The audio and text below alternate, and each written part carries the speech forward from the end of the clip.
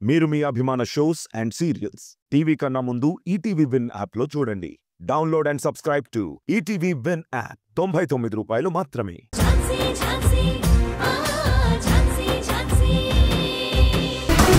మీరు ఏం చేస్తారో ఎలా చేస్తారో నాకు తెలీదు. వారం రోజుల్లో వాళ్ళిద్దరూ ఎవరనేది నాకు తెలియాలి. మీరే కనిపెట్టి వాళ్ళని నాకు అప్పచెప్పాలి. లేదంటే నా గురించి మీకు తెలుసు అనుకుంటా. తెలుసు సార్, తెలుసు. నేను మిమ్మల్ని ఇంట్రోగేట్ చేసినట్టు ఎవ్వరికీ తెలియకూడదు. చాలా సీక్రెట్గా ఉండాలి. అర్థమైందా? అర్థమైంది సార్. కానిస్టేబుల్స్ సార్, వీళ్ళ దగ్గర ఆధార్ కార్డులు, ఫోన్ నెంబర్స్ తీసుకొని పంపించండి. Okay sir. రాయ్, నేనెప్పుడు పిలిస్తే అప్పుడు స్టేషన్కి రావాలి. నా పర్మిషన్ లేకుండా సిటీ దాటి ఎవ్వడూ వెళ్ళకూడదు.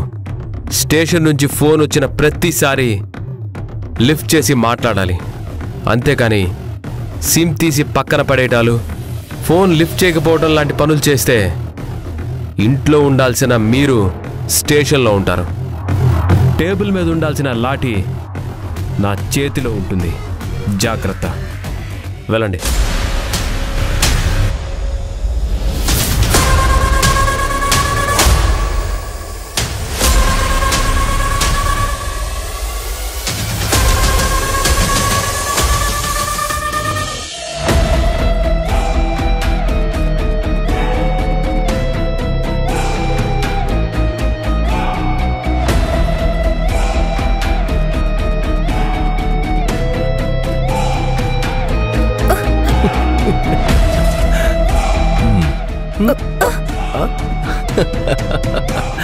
సరే, తీసుకో.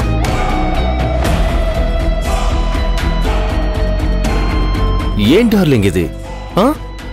ఇంకెన్ని రోజులు వెయిట్ చేయాలి? ఇప్పుడెందుకు ఆ విషయం? Live it. ముందు నన్ను పెళ్లి చేసుకుంటావా లేదా అది చెప్పు.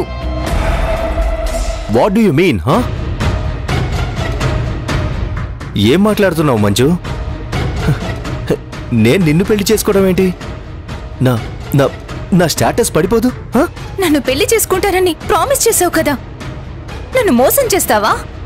ఆ స్మాల్ కరెక్షన్. నేను నిన్ను మోసం చేయలేదు, నువ్వే మోసపోయావు. నన్ను యూజ్ చేసుకుని పడేయడానికి నేనేం వస్తువుని కాదు. ఏంటి మంజు నువ్వు మరీను? నేనొక్కడిని తప్పు చేసినట్టు మాట్లాడతావేంటి? ఇద్దరం ఒక మ్యూచువల్ అండర్స్టాండింగ్తో ఎంజాయ్ చేశాం. That's it. అయినా నేను నిన్ను యూజ్ చేసుకోవడం ఏంటి? నిజం చెప్పాలంటే నువ్వే నన్ను యూజ్ చేసుకున్నావు. నీ అందంతో నాకు గాలం వేసి నా దగ్గర జాబ్ సంపాదించావు. ఆ తర్వాత నన్ను ఇంప్రెస్ చేయడానికి సాఫ్ట్గా, స్వీట్గా మాట్లాడి సినిమాలు, షికార్లంటూ నీకు నచ్చిన ప్లేసెస్కి తీసుకెళ్ళావు. నీకు కావాల్సినంత డబ్బు తీసుకున్నావు. నువ్వు నన్ను పెళ్లి చేసుకుంటావా లేదా? చెప్తున్నాను కదా, నేను నిన్ను పెళ్లి చేసుకోవటం ఇంపాసిబుల్. అది ఎప్పటికీ జరగదు. యూజ్ చేసుకున్న ప్రతి అమ్మాయిని పెళ్లి చేసుకుంటే ఇప్పటికే నాకు ఎన్ని పెళ్లిళ్ళు అయ్యావో కూడా నాకే తెలీదు. మంజు, వదులు. మంజు ఆగు, ఒక నిమిషం ఆగు. చెప్తున్నాను కదా, వదలమని చెప్తున్నాను కదా.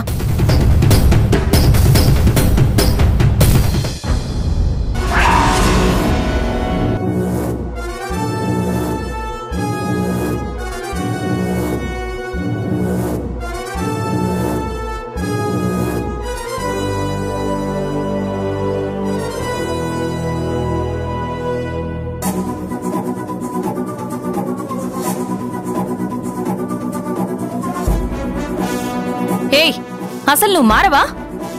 ఎప్పుడు ఆడపిల్లల్ని ఏడిపిస్తూనే ఉంటావా? నా గురించి నీకెందుకు గాని పర్మిషన్ లేకుండా లోపలికి రాకూడదనే మేనర్స్ కూడా లేదా నీకు? మేనర్స్ గురించి నువ్వే చెప్పాలి. అసలు నువ్వు ఇక్కడికి ఎందుకు వచ్చావు? నా మీద కేసు వేసావు కదా, ఏదైనా ఉంటే కోర్టులో తేల్చుకుందాం. దానికంటే ముందు ఇంకో విషయం తేల్చుకోవడానికి వచ్చాను. రాత్రి మా ఇంటికి రౌడీలను ఎందుకు పంపించావు?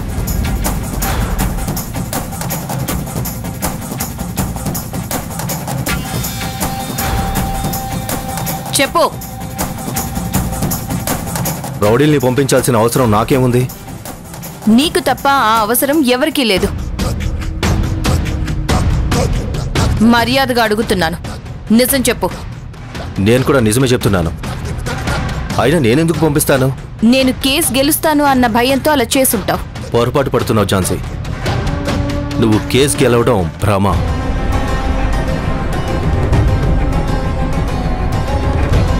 నా దగ్గర పక్కాగా అన్ని ఎవిడెన్స్ ఉన్నాయి. అయినా ఇంత చిన్న విషయానికి నేను అలాంటి పనులు చేయను. అసలు ఆ రౌడీలకు నాకు ఎలాంటి సంబంధమూ లేదు. అనవసరంగా నువ్వు నా మీద డౌట్ పడి నీ టైం వేస్ట్ చేసుకుంటున్నావు. ఏయ్, ఇప్పుడు నాకు నీ మీద డౌట్ మాత్రమే ఉంది. అదే నువ్వు అని కన్ఫర్మ్ అయ్యిందే అనుకో, నిన్ను మాత్రం ఊరికే వదిలిపెట్టను. షాక్ ట్రీట్మెంట్ ఇస్తా. ఈ ఝాన్సీ పవర్ ఏంటో చూపిస్తా. జాగ్రత్త.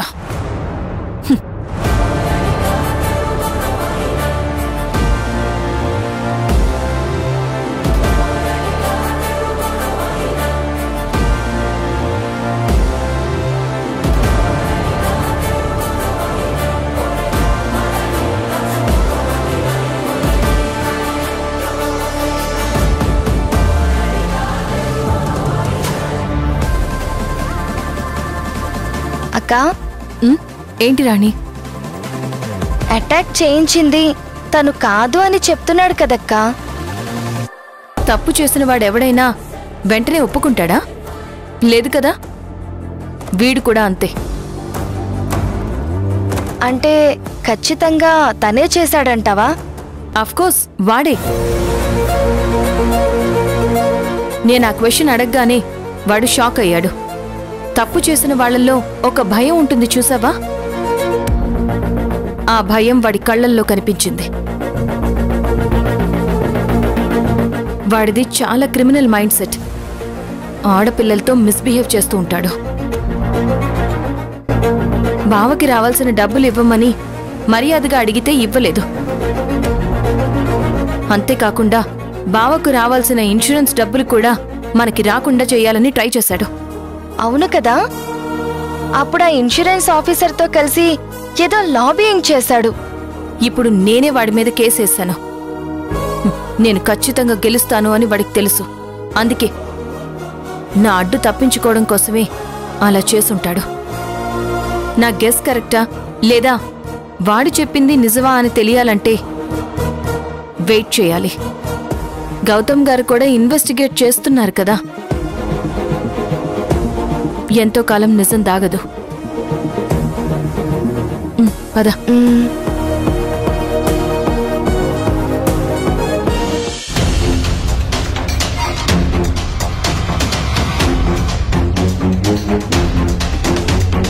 నిన్నే అడిగేది చెప్పు.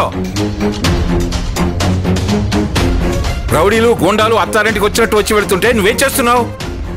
ఫోన్లో సినిమా చూస్తున్నావా? లేదంటే ఎవరితోనన్నా సొల్లు కబుర్లు చెబుతున్నావా?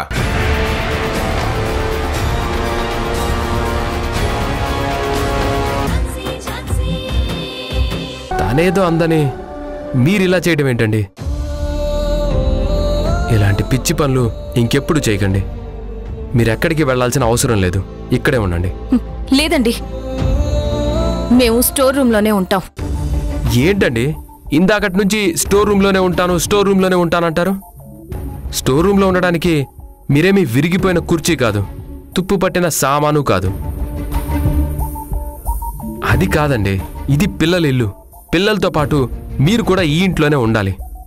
అంతేకాని ఇలా స్టోర్ రూమ్లో ఉంటానంటారేంటండి? ప్లీజ్ నా మాట కాదనకండి. సారీ గౌతమ్ గారు, మేమిక్కడ ఉండలేము. అక్కడ పిల్లలకి ఇబ్బందిగా ఉంటుందండి. కొన్ని రోజులకే వాళ్ళు అందులో చాలా ఇబ్బందులు పడ్డారు. స్కిన్ ఇన్ఫెక్షన్, డస్ట్ అలర్జీ అన్నీ వస్తాయి. అనవసరంగా పిల్లల ఆరోగ్యాన్ని పాడు చేసిన వాళ్ళు అవుతారు. సరే, పిల్లలు ఇక్కడే ఉంటారు, కానీ నేను మాత్రం అక్కడే ఉంటాను. మీ అందం కూడా పాడవుతుందండి.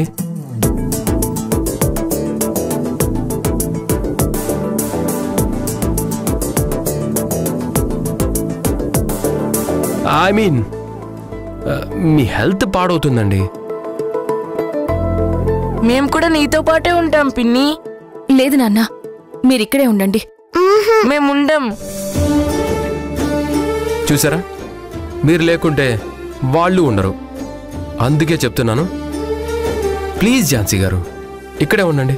సారీ సార్, నేనుండలేను. అంటే మీ నిర్ణయం మార్చుకోను అంటారు? అవును సార్, మార్చుకోను. పక్కా? పక్కా. సరేనండి, అయితే నేను ఒక నిర్ణయం తీసుకున్నాను. ఇక నుంచి నేను కూడా మీతో పాటు స్టోర్ రూమ్లోనే ఉంటాను. పదండి. మీరు స్టోర్ రూమ్లో ఉండడం ఏంటండి? మరి నన్నేం చేయమంటారు? మీరు లేకుండా పిల్లలు ఉండలేరు, పిల్లలు లేకుంటే నేను ఉండలేను. అందుకే ఎక్కడున్నా అందరం కలిసే ఉందాం. పదండి. అది కాదండి. ఏది కాదు? ఝాన్సీ గారు, మీరిక్కడ ఉందామంటే అందరం ఇక్కడే ఉందాం. లేదు అక్కడే ఉందామన్నా నాకు okay. Choice is yours. Please Gautam garu, నన్ను ఇలా ఒంటరిగా వదిలేయండి. అస్సలు వదిలేలేను. నీకు తోడుగా ఉంటాను. ఎంతకాలం? జీవితాంతం. ఏంటి? అదేనండి, పిల్లలకి జీవితాంతం తోడుగా ఉంటానంటున్నాను. మీ నిర్ణయం చెప్పండి. మీ నిర్ణయం మారదా? నో.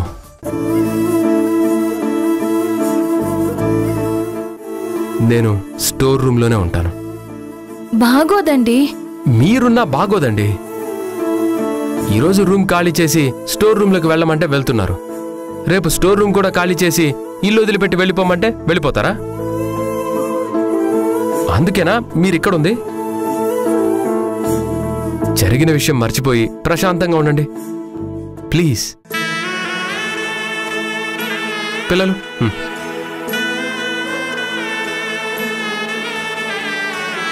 మీరు హోంవర్క్ చేసుకోండి.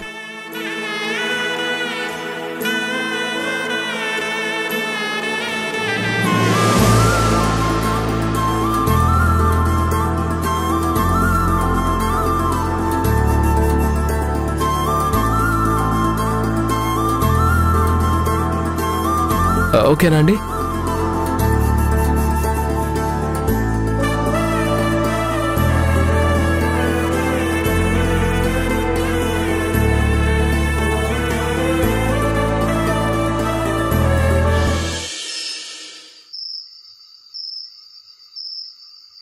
గౌతమ్, మా మాట విను. నువ్వు చేస్తున్న పని నాకు గాని తాతయ్యకు గాని ఏమాత్రం నచ్చడం లేదు. ఎందుకు నువ్వు మా మాటను రెస్పెక్ట్ చేయడం లేదు? మేమంతా చెప్తుంది నీ క్షేమం కోసమే కదరా. నువ్వు బావుంటేనే మేమంతా బావుంటాంరా. దయచేసి నువ్వు ఆ పోలీస్ జాబ్ మానేసి బిజినెస్లో నాకు తోడుగా ఉండరా. నీ గురించి తాతయ్య చాలా కంగారు పడిపోతున్నాడు. మేం చెప్పినట్టు చేస్తే తాతయ్య చాలా హ్యాపీగా ఫీల్ అవుతాడురా. కానీ నేను హ్యాపీగా ఉండలేను కదా డాడీ. ఎందుకుండలేవురా? బిజినెస్లో లేని హ్యాపీనెస్ ఆ జాబ్లో ఏముందిరా? బిజినెస్ చేసి మంచి పేరు, హోదా, డబ్బు అన్నీ సంపాదించొచ్చు, 10 మందికి సాయం చేయొచ్చు. కానీ న్యాయం చేయలేం కదా డాడీ.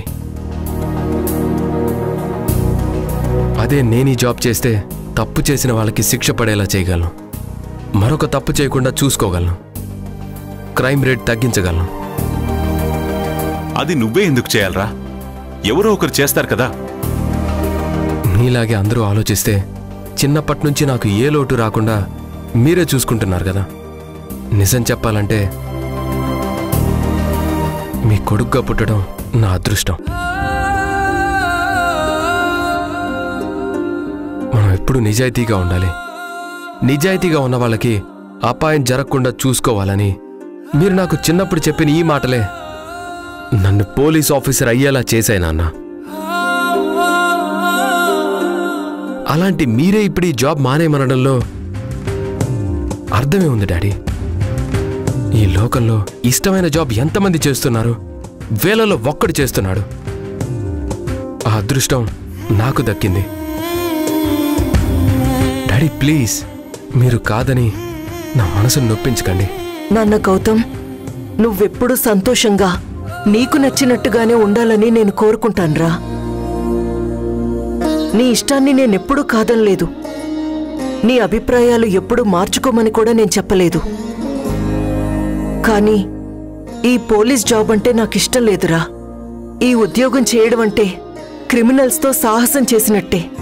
ఎట్నుంచి ఏ ప్రమాదం వస్తుందోనన్న భయం.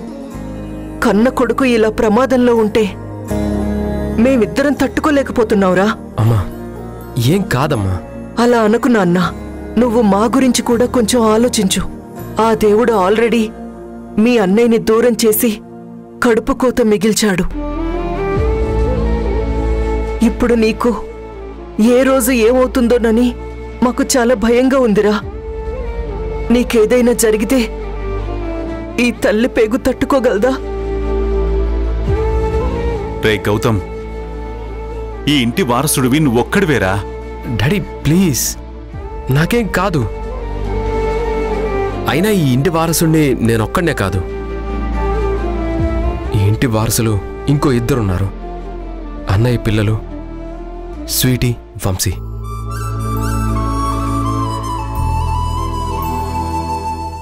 మీరు నా గురించి ఆలోచించడం మానేసి వాళ్ళ గురించి ఆలోచించండి. అమ్మా, పోలీస్ ఆఫీసర్ అన్న తర్వాత ఇలాంటి ప్రమాదాలు, గాయాలు చాలా న్యాచురల్గా జరుగుతూ ఉంటాయి. ముందు ముందు నేనింకా చాలా ఫేస్ చేయాల్సి వస్తుంది. ప్రాణం గురించి ఆలోచిస్తేనో, చావుకి భయపడితేనో నేను ఈ జాబ్ చేయలేను. అయినా నా జాగ్రత్తలు నేను చూసుకుంటాను. అది మీరు ధైర్యంగా ఉండండి. నాన్న, అది కాదు నాన్న.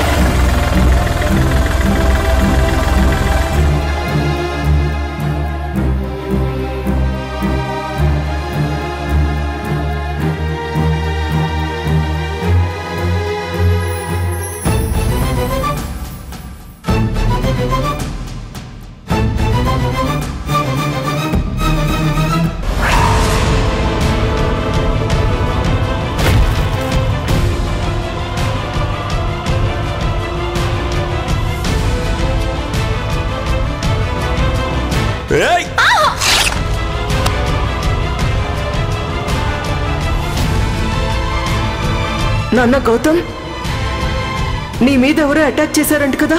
నీకేం కాలేదు కదా నాన్న?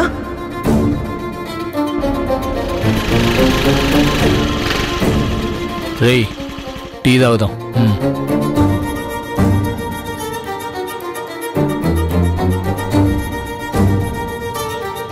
2 టీ ఇవ్వు.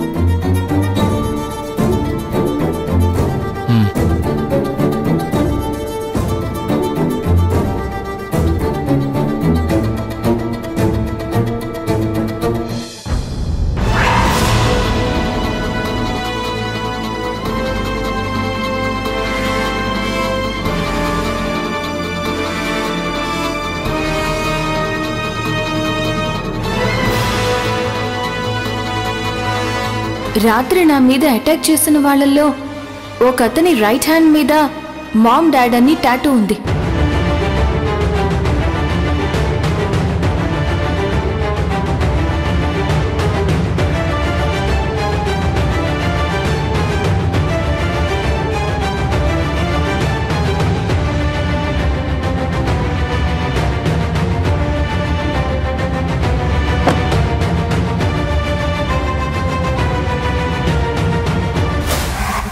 ఎస్ఐ గౌతమ్ సార్ రా. రే పదా పదో ప్రగతి. రాయ్ రాయ్ రాయ్ రే రాయ్ పదరా.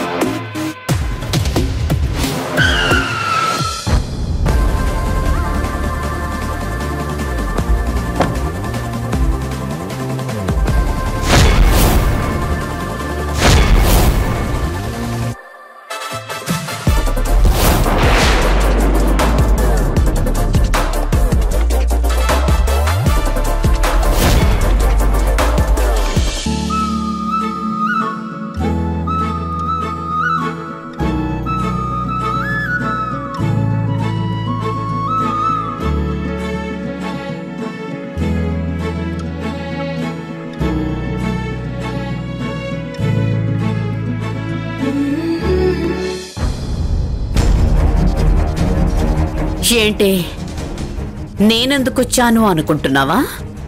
ఏమీ లేదు ఛాన్సీ, నీ తెలివితేటల్ని ప్రశంసిద్దామని వచ్చాను.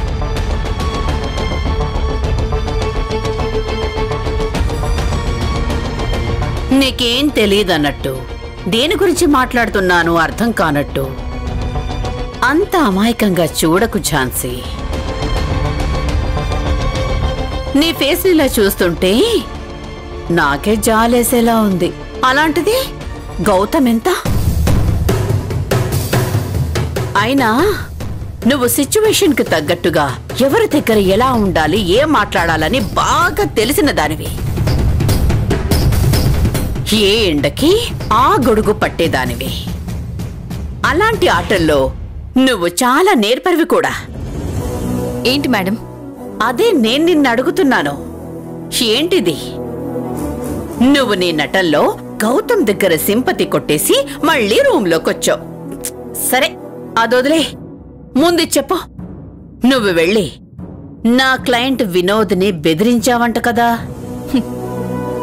మీ క్లయింట్ మీద డౌట్ వచ్చింది కాబట్టి వార్నింగ్ ఇచ్చొచ్చాను, అంతేగాని బెదిరించలేదే. వార్నింగ్ అన్నా బెదిరించటం అన్నా ఒకటి కాదా? ఇంతకీ ఏ విషయంలో నీకు డౌట్ వచ్చింది? నా మీద జరిగిన అటాక్ విషయంలో. నువ్వు ఎవరికే అన్యాయం చేశావో అందుకే వాళ్ళ నీ మీద అటాక్ చేశారు. కానీ లేనిపోని డౌట్లు పెట్టుకొని క్లయింట్ని అనుమానించటం కరెక్ట్ కాదు కదా? కోర్టులో కేసు ప్రొసీడ్ అయ్యే ప్రాసెస్లో నా క్లయింట్కి ఇలా వార్నింగ్లు ఇవ్వడం లాంటివి చేయడం తప్పని నీకు తెలీదా? నేను ఈ పాయింట్ మీద ఈ కేసు నుంచి నిన్ను తప్పించగలను. ఏంటి మేడం, నన్ను ఫేస్ చేయలేరని అర్థమైందా? మీరు కేసు ఓడిపోతానేమోనని భయపడుతున్నారా? తప్పిస్తాను అది ఇది అంటున్నారు. ఏ ఝాన్సీ, ఈ మృణాలినికి భయమా? అసలు భయం అనేది నా బ్లడ్ లోనే లేదు. మేడం, ఎవరి బ్లడ్ లోనూ భయం ఉండదు. బ్లడ్ లో plasma, white blood cells, red blood cells, platelets కూడా ఉంటాయి. భయం అనేది ఇక్కడ ఉంటుంది. పర్వాలేదే, లాతో పాటుగా సైన్స్ కూడా బాగానే చదివినట్టున్నావు. కానీ ఈ విజ్ఞాన ప్రదర్శనలో నా దగ్గర కాదు.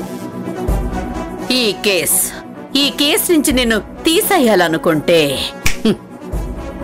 నాకు క్షణాల్లో పని. కానీ కోర్టులో నాతో యుద్ధం చేయడానికి నాకు సరైన ప్రత్యర్థి ఉండాలి కదా. అందుకే వదిలేస్తున్నాను. సంతోషించు. మీరు నాకిచ్చే ఇన్ఫర్మేషన్కి చాలా థ్యాంక్స్ మేడం. కానీ ఒక చిన్న డౌట్, అసలు మీకు ఎథిక్స్, ఎమోషన్స్ ఏమైనా ఉన్నాయా మేడం?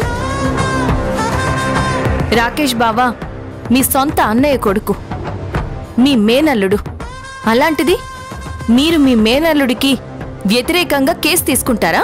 నిన్ను ఓడించడమే నా లక్ష్యం. నేను కేసు ఓడిపోతే మీ మేనల్లుడికి మీరే అన్యాయం చేసినట్టు అవుతుంది, తప్పుడు వ్యక్తిగా చిత్రీకరించినట్టు అవుతుంది. అంటే ఏంటి నీ ఉద్దేశం? ఇప్పుడు నువ్వు నన్ను ఎమోషనల్ గా బ్లాక్మెయిల్ చేస్తున్నావా? ఇండైరెక్ట్ గా నన్ను తగ్గమని చెప్తున్నావా? నీ మాయలో పడడానికి నేనేమి గౌతమ్ని కాదు, అర్థమైందా? ఎథిక్స్ గురించి, ఎమోషన్ గురించి నాకు చెప్పేంత దానివి కాదు నువ్వు.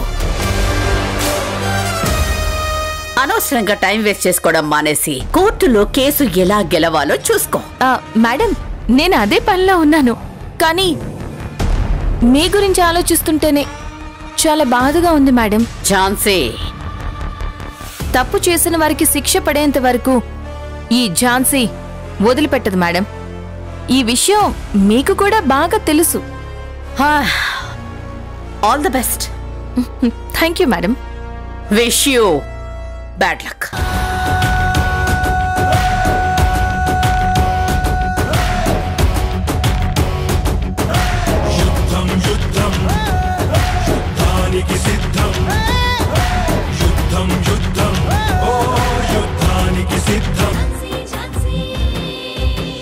ఏ పని మీద వచ్చారో చెప్పండి. మీకు ఒక గుడ్ న్యూస్. మనల్ని అటాక్ చేసిన రౌడీలు దొరికారు. వాళ్ళని రేపు కోర్టులో ప్రొడ్యూస్ చేయబోతున్నాం. నిజంగా వాళ్ళు దొరికారా? లేదండి, మీతో సరదాగా చెప్తున్నాను. సర్లేండి, ముందు వాళ్ళు ఎలా దొరికారో చెప్పండి. ఎలాగైతేనే నేను వాళ్ళని పట్టుకున్నాను. ఇప్పుడు వాళ్ళు మా కస్టడీలోనే ఉన్నారు. మీరు వాళ్ళని ఇంట్రోగేట్ చేశారా?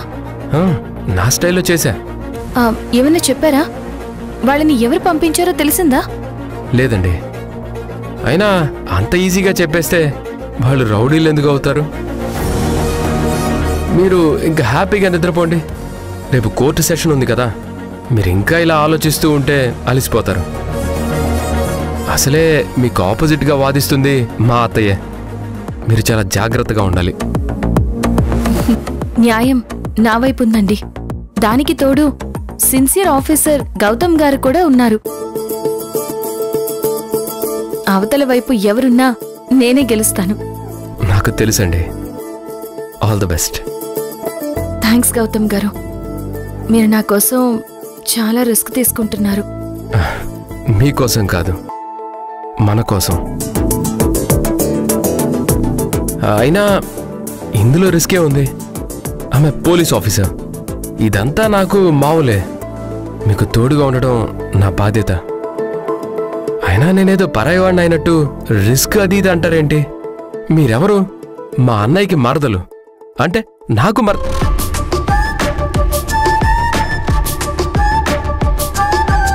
మీకోసం నేనెంత రిస్క్ అయినా తీసుకుంటాను. మీరు హ్యాపీగా ఉంటే నాకు అదే చాలు.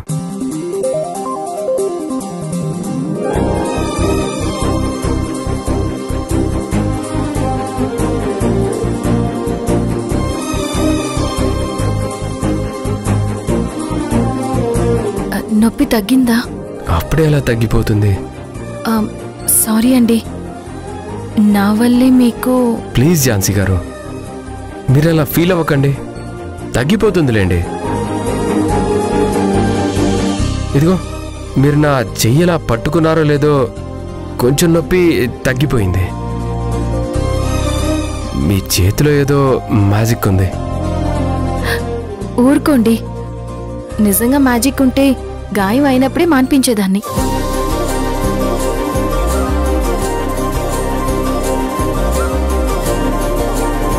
థ్యాంక్స్ అండి. Good night.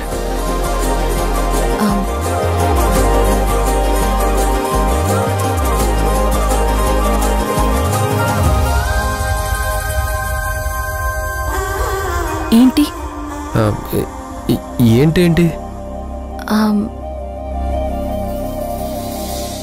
నాతో ఏమైనా చెప్పాలా?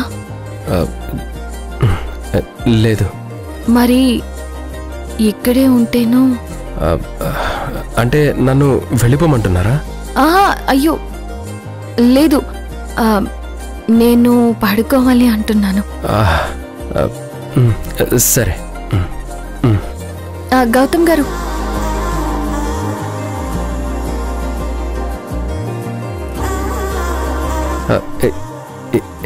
ఏంటండి, నాతో ఏదైనా చెప్పాలనుకుంటున్నారా?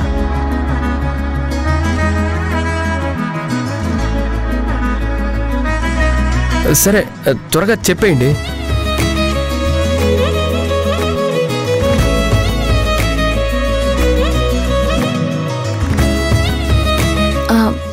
Good night.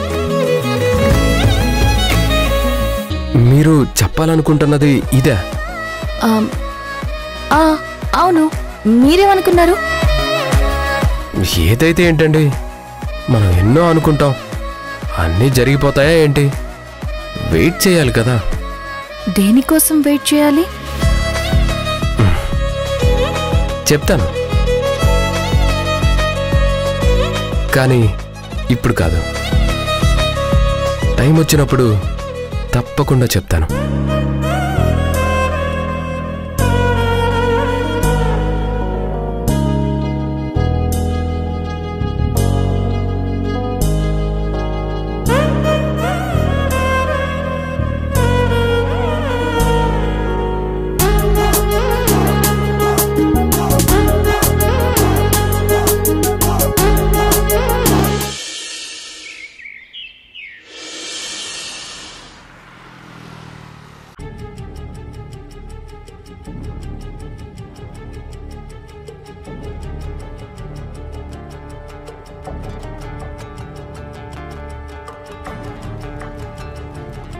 Good morning madam. Morning. Jhansi వచ్చిందా? రాలేదు మేడం. వస్తుందిలే, రాకుండా ఎక్కడికి పోతుంది? రావాలి, నాతో కోర్టులో వాదించాలి, ఓడిపోవాలి. మేడం, మనం కేసు గెలుస్తామంటారా? అంటే నువ్వేమనుకుంటున్నావు, గెలవరనే? మేడమే గెలుస్తారు, అందుకే కదా ఏరుకోరు మరి మీకు కేసు అప్పగించాను. మరి మళ్ళీ ఎందుకు డౌట్ వచ్చింది? అంటే ఏదో మూలన చిన్న భయం ఉంటుంది కదా మేడం. ఆ మూలన ఉన్న భయాన్ని తీసి ఈ మూలన ఉన్న డస్ట్బిన్ లో పడేసే. మీకేం మీరు ఎన్నైనా అంటారు, తేడా వస్తే నావి 10 కోట్లు పోతాయి.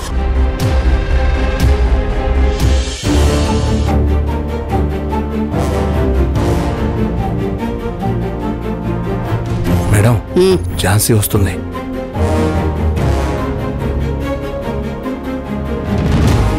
ఏంటి ఝాన్సీ? ఫైల్ చాలా మందంగా ఉందే, గట్టిగా ప్రిపేర్ అయినట్టున్నావు. మరి మృణాలిని గారితో కదా వాదించబోయేది, ఆ మాత్రం జాగ్రత్తగా ఉండకపోతే ఎలా? Anyway, I wish you all the best madam. నీకు ఆల్ ది బెస్ట్ చెప్పాను ఝాన్సీ, ఎందుకంటే గెలిచేది నేనే, ఓడిపోయేది నువ్వే. మేడం, కాన్ఫిడెన్స్ ఉండొచ్చు కానీ ఓవర్ కాన్ఫిడెన్స్ ఉండకూడదు. అయినా పర్లేదు మేడం, నేను ఆల్రెడీ చెప్పాను కదా ఓటమిని కూడా స్వాగతిస్తానని.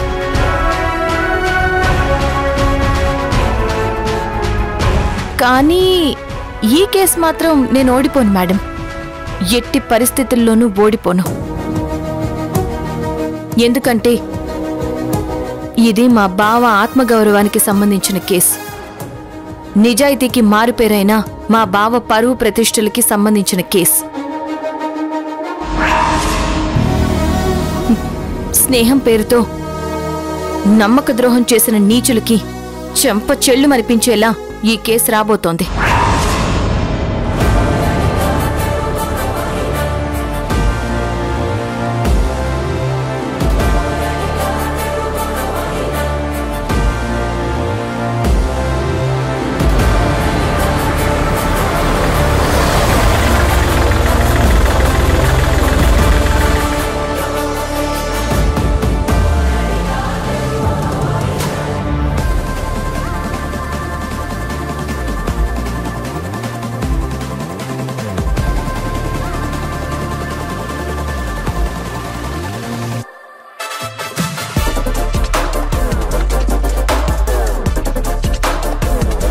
నమస్తే మేడం, బాగున్నారా? మీరు బాగుండాలి మేడం. మీరు బాగుంటేనే మేము బాగుంటాం. మీ మేలు ఎప్పటికీ మర్చిపోలేం మేడం. సమయానికి ఆదుకున్నారు. రేయ్, ఏంట్రా ఎక్స్ట్రాలు చేస్తున్నారు? కాళ్ళు ఇరగొడతాను. నోరు మూసుకొని రండి. కలుద్దాం మేడం.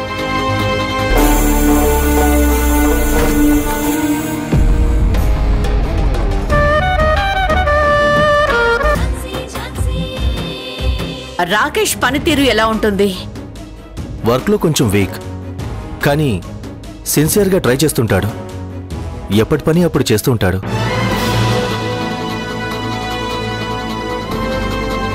చాలాసార్లు తన పర్ఫార్మెన్స్ బాలేదని జాబ్లో నుండి తీసేద్దాం అనుకున్నా, కానీ 2 పిల్లలున్నారని బ్రతకడం కష్టమవుతుందని కంటిన్యూ చేశాను. మీ మధ్య ఎప్పుడైనా చిన్న చిన్న గొడవలు ఏమైనా జరిగాయా? అంటే బిజినెస్ విషయంలో కానీ వర్క్ విషయంలో కానీ? అలా ఏం లేదు మేడం. ఒకసారి బాగా ఆలోచించండి.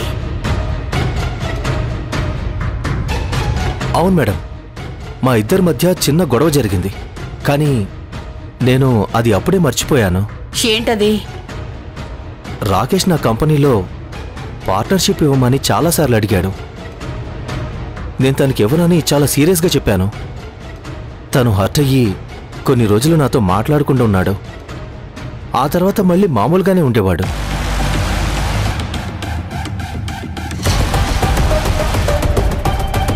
సరే, ఇక మీరు వెళ్ళొచ్చు.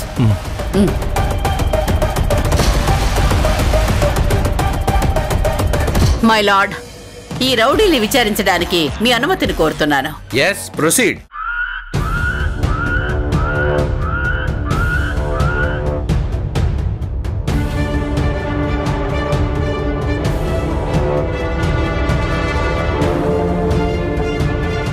మీరు ఝాన్సీ గారి మీద అటాక్ చేశారా?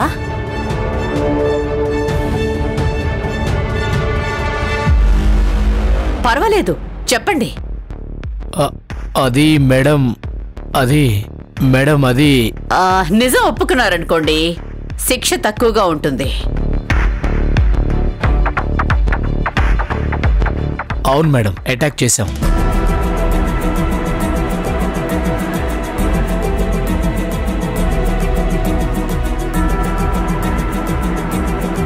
మీరే చేశారా లేదంటే ఎవరైనా మీ చేత చేయించారా?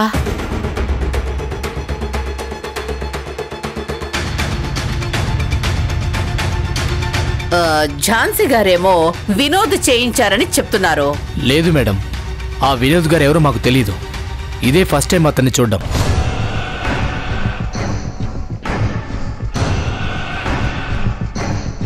మరి మీరే చేశారా? లేదు మేడం.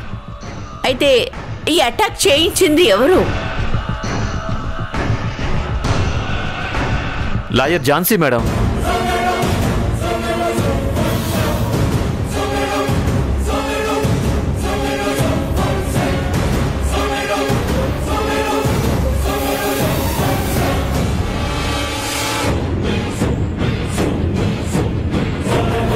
ఏమంటున్నారు మీరు?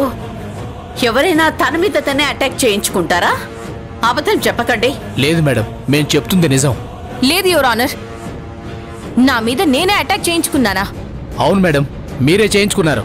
Stop it. Order, order. మీరు చెప్పండి.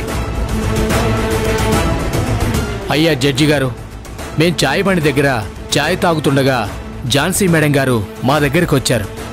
నాకు పని చేసి పెట్టాలని డబ్బులిచ్చారు.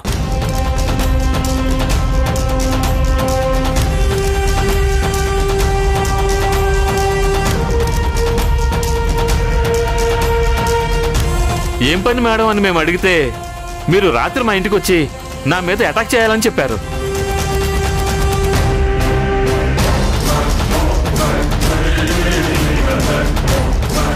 ఆ ఇంట్లో ఒక లాయర్, ఒక పోలీస్ ఆఫీసర్ ఉన్నారు. మాకు చాలా భయంగా ఉంది. మేమేం చేయమని చెప్పాం. ఇంట్లో వాళ్ళందరూ పెళ్లికెళ్లారు, నేను పిల్లలు మాత్రమే ఉంటాం. మీరేం భయపడకండి, ఏదైనా ప్రాబ్లం అయితే నేను చూసుకుంటాను అని చెప్పారు.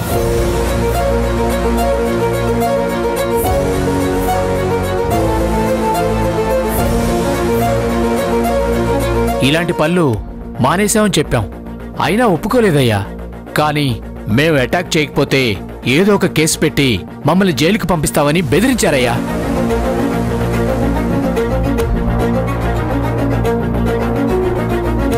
మాకు వేరే దారి లేక అటాక్ చేశాం, కానీ అనుకోకుండా మధ్యలో గౌతమ్ సార్ వచ్చారు. తన చేతికి గాయమైంది. ఇదయ్యా జరిగింది.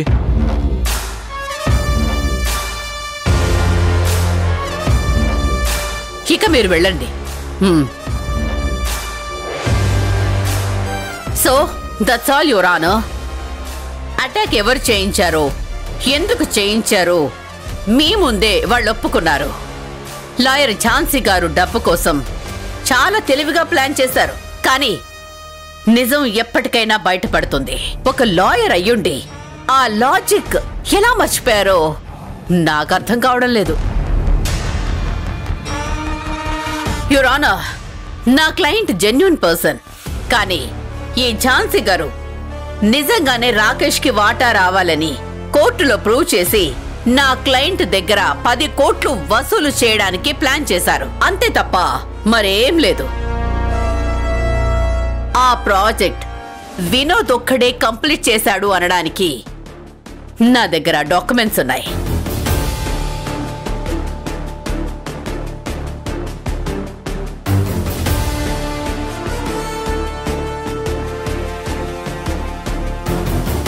దయచేసి వాటిని పరిశీలించి ఈ కేసుని కొట్టేయాలని కోర్టు వారిని అభ్యర్థిస్తున్నాను మై లార్డ్.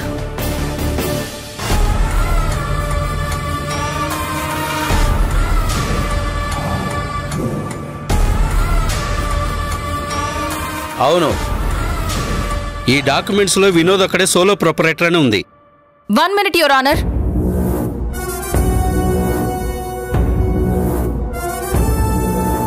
లాయర్ మృణాలిని గారు తన ఎక్స్పీరియన్స్ తో సస్పెక్ట్ ని బెదిరించి కేసు తారుమారు చేయడానికి ప్రయత్నిస్తున్నారు.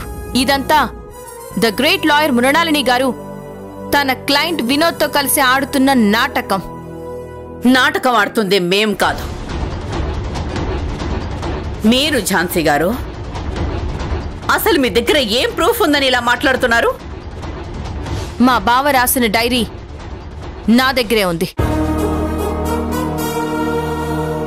మై లార్డ్, డైరీలో ఎవరైనా అన్ని నిజాలే రాసుకుంటారు. మా బావ రాసుకున్న ఈ డైరీని ఎవిడెన్స్ గా పరిగణలోకి తీసుకుని మా బావకి రావాల్సిన డబ్బుని కోర్టు ద్వారా ఇప్పించవలసిందిగా అభ్యర్థిస్తున్నాను.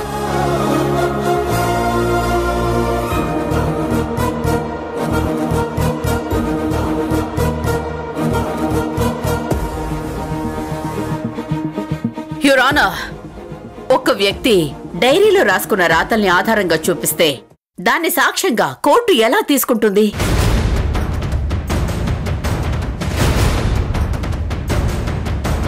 ఒకవేళ డైరీ ఎవిడెన్స్ పరిగణలోకి తీసుకుని రేపొద్దున తాజ్ మహల్ మా అన్నయ్య కొన్నాడని డైరీలో రాసుకున్నాడు, మాకు న్యాయం చేయమని ఎవరో ఒకరు కోర్టుకెక్కితే అప్పుడేం చేస్తుంది కోర్టు?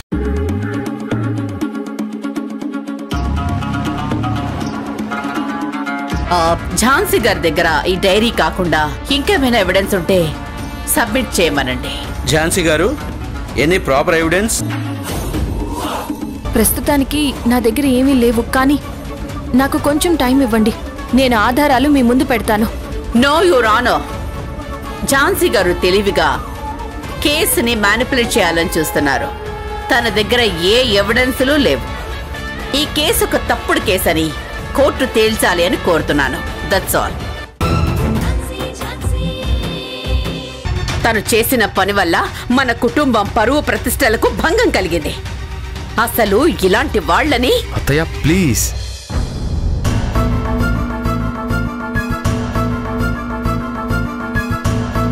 ఎందుకు అందరూ తనని తలవ మాట అని బాధపడతారు? తన వల్లే కదా నీ చేతికి గాయమైంది అని మీరనుకుంటే సరిపోతుందా? మేమనుకోవడం కాదు, కోర్టు నీ పైన అటాక్ చేసిన వాళ్లే చెప్పారు కదా. పిన్ని ప్లీజ్, అవకాశం దొరికింది కదా అని అందరూ తన మీద నిందలు వేయటం మానేయండి. ఏది తప్పో ఏది ఒప్పో కోర్టు నిర్ణయిస్తుంది. అంతవరకు ఎవరు ఏమీ మాట్లాడకండి. ఏంట్రా మా అందరినీ కాదని తనని సమర్థిస్తున్నావా?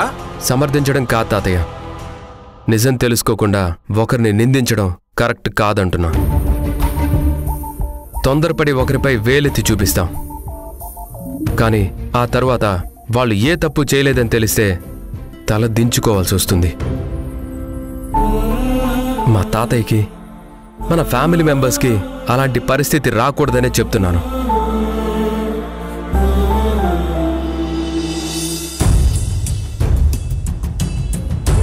ఝాన్సీ గారు, పిల్లల్ని తీసుకుని మీ గదిలోకి వెళ్ళండి.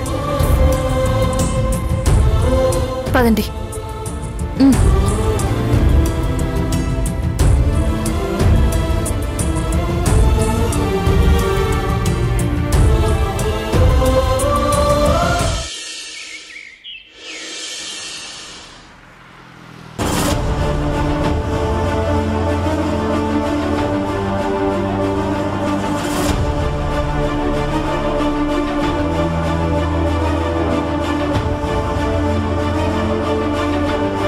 Yes, proceed. Your honour, lawyer Jhansi గారు ప్రీవియస్ సెషన్లో కోర్టుకు ప్రొడ్యూస్ చేసిన డైరీ సరైన ఎవిడెన్స్ కాదు. ఒకటి, అది రాకేష్ రాసిన డైరీ అని ఖచ్చితంగా చెప్పలేం. రాకేష్ పేరుతో ఝాన్సీ రాసి ఉండొచ్చు. ఒకవేళ రాకేష్ దాన్ని రాసినా సరే మనం దాన్ని నమ్మడానికి వీల్లేదు.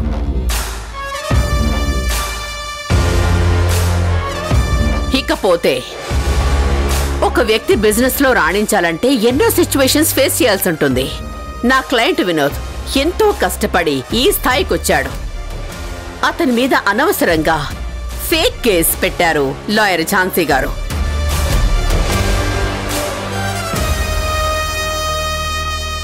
నా క్లయింట్ వినోద్ ట్రాక్ రికార్డ్ ని దృష్టిలో పెట్టుకొని ఈ కేసుని కొట్టివేయాలి అని, అంతేకాకుండా ఇలా మరోసారి ఫేక్ కేసులను తీసుకురావద్దని లాయర్ ఝాన్సీ గారికి గట్టిగా చెప్పాలని కోర్టును అభ్యర్థిస్తున్నాను. యువర్ ఆనర్,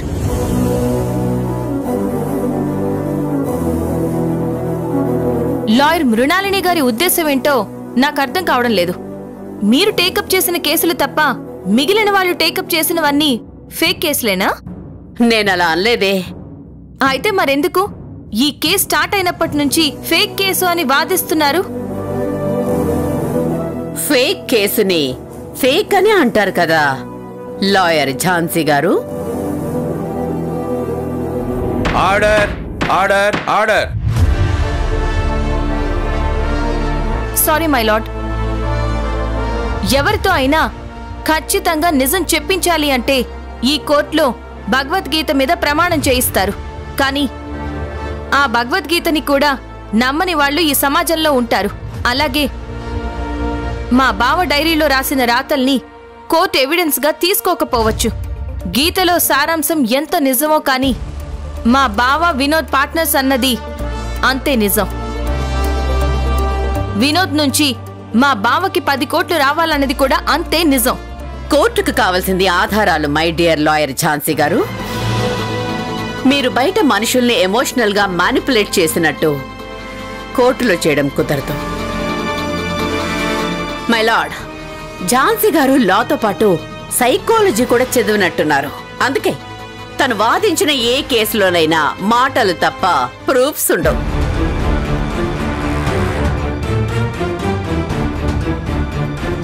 చట్టానికి ఎమోషన్స్ కన్నా సాలిడ్ ఎవిడెన్స్ ఉండాలి అన్న విషయం పాపం తను మర్చిపోయిందనుకుంటాను. ఝాన్సీ గారు, do you have any proofs? Proofs ఏముండవు యువర్ ఆనర్. ఎందుకంటే ఇదంతా తన ప్లాన్ కాబట్టి. నో యువర్ ఆనర్, నా దగ్గర ప్రూఫ్ ఉంది.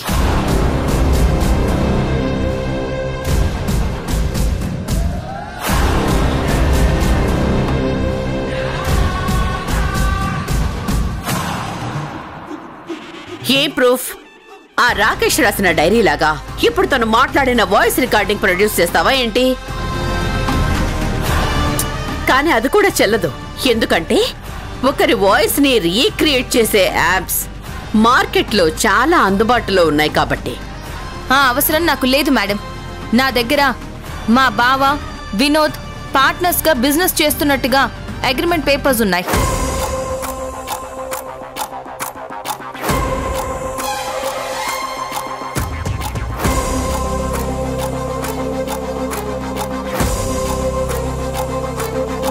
చూడండి యువర్ ఆనర్.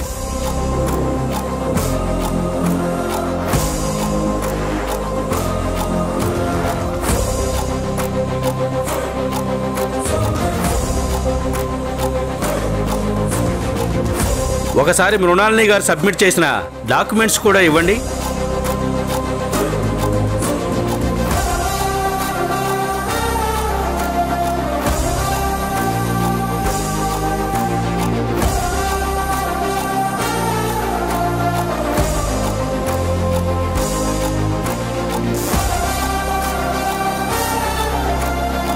ఎస్, ఝాన్సీ గారు ప్రొడ్యూస్ చేసిన డాక్యుమెంట్స్లో చాలా క్లియర్గా ఉంది. రాకేష్ వినోద్లు బిజినెస్ పార్ట్నర్స్ అని, ఇద్దరూ కలిసే ప్రాజెక్ట్ చేశారని.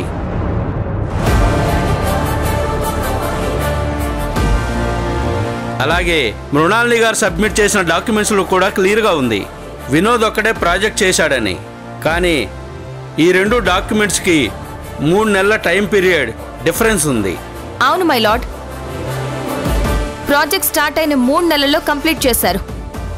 మా బావ డబ్బులు తీసుకునే టైంలో అన్ఫార్చునేట్ గా చనిపోయారు.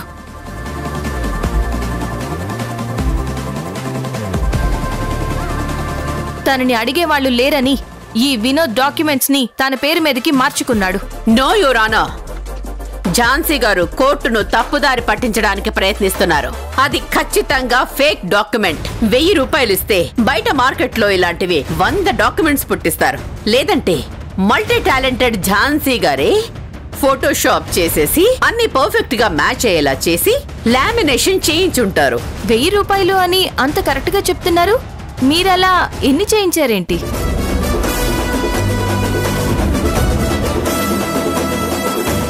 ఫేక్ సాక్ష్యాలు క్రియేట్ చేసి కేసును వాదించడం మీకు అలవాటేమో, నాకు కాదు మేడం. యువర్ ఆనర్, ఇది ఫేక్ డాక్యుమెంట్ కాదు, పక్కా ఒరిజినల్.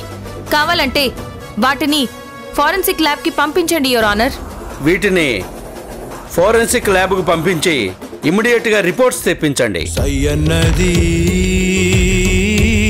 ధర్మగ్రహం.